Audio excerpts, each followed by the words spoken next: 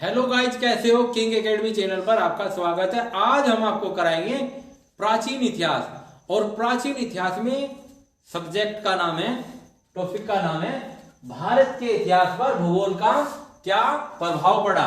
भारत के इतिहास पर भूगोल का क्या प्रभाव पड़ा, ये हमारा प्यारा भारत हो गया। और इसकी स्थिति, भौगोलिक स्थिति के कारण इतिहास पर इसका क्या प्रभाव पड़ा, इस पर एक दृष्टि डालते हैं। हिमालय के उत्तर में, हिमालय के उत्तर पश्चिम भाग में स्थित पर्वत कौन कौन से थे? हिंदू कुश, हिंदू कुश और सुलेमान।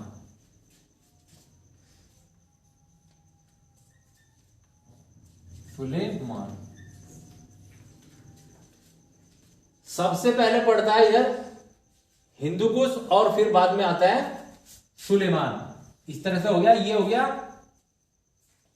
सुलेमान और फिर हिंदू कुश, इस तरह से। और हिंदू कुश ये पर्वतमालाएं होने से जो विदेशी आक्रमणकारी राजा थे, तो वे इन पर्वतों के कारण, संकरा रास्ता होने के कारण भारत में कम से कम घुस सके। उत्तर पश्चिम में दर्रे भारत के, ये हमारा प्यारा भारत, और भारत के इस हिस्से में दर्रे थे कुछ, और दर्रे उन्हें बोला जाता है पहाड़ों के बीच में संकरा रास्ता, पहाड़ों के बीच में छोटे छोटे संकरा रास्ता होने से ये दर्रे भी भारत की सुरक्षा में एक जिम्मेदार कारक हुए। तो दर्रे कौन कौन से थे? दर्रे थे खेबर दर्रा, खेबर,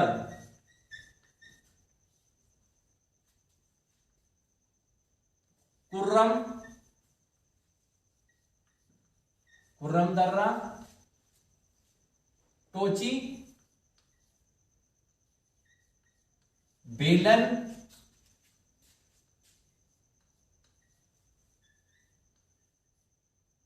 बेलन दर्रा और गोमल, गोमल, गोमल दर्रा,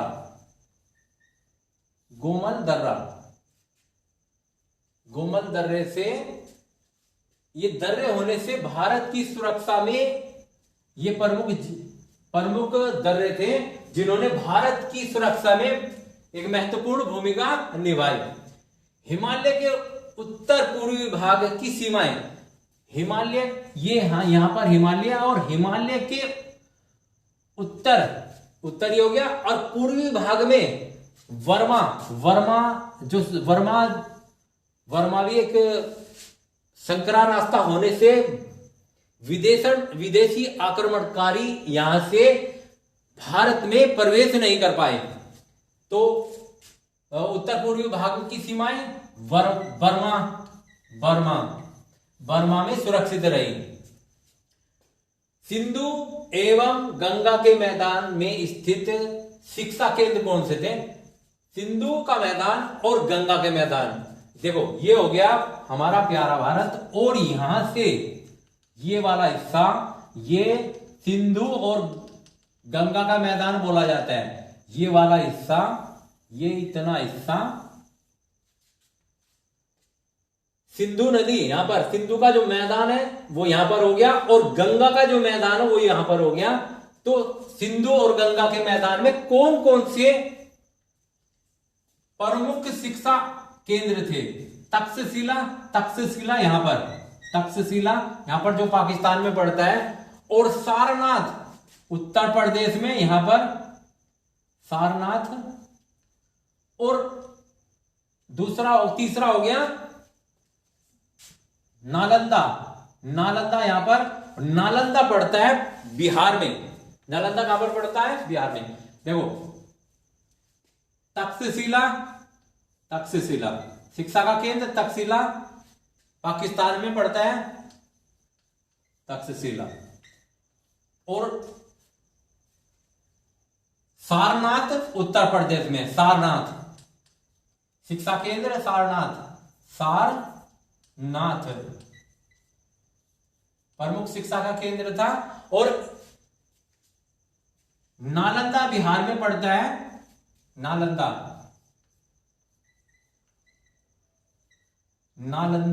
बिहार में पड़ता है। प्रमुख शिक्षा का केंद्र होने के कारण भौगोलिक स्थिति यहां पर प्रमुख शिक्षा केंद्र होने से यहां पर संपन्नता अधिक थी। आगे बढ़ते हैं। उत्तर भारत में मुख्यतः किन संस्कृतियों का विकास हुआ? उत्तर भारत में ये ऊपर का हिस्सा उत्तर भारत हो गया और नीचे का हिस्सा दक्षिण भारत हो गया। उत्तरी हिस्से में आर्य संस्कृति का बोलबाला था।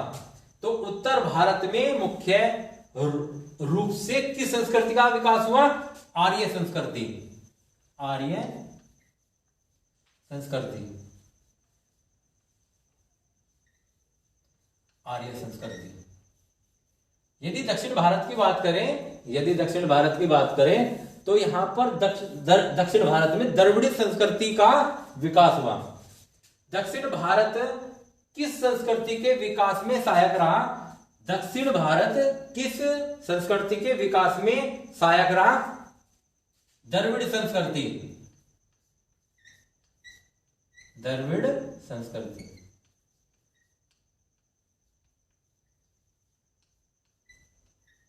द्रविड़ संस्कृति। दक्षिण भारत में आर्य संस्कृति किसके द्वारा लाई गई? दक्षिण भारत में आर्य संस्कृति किसके द्वारा लाई गई? अगस्त्य ऋषि। अगस्त्य ऋषि।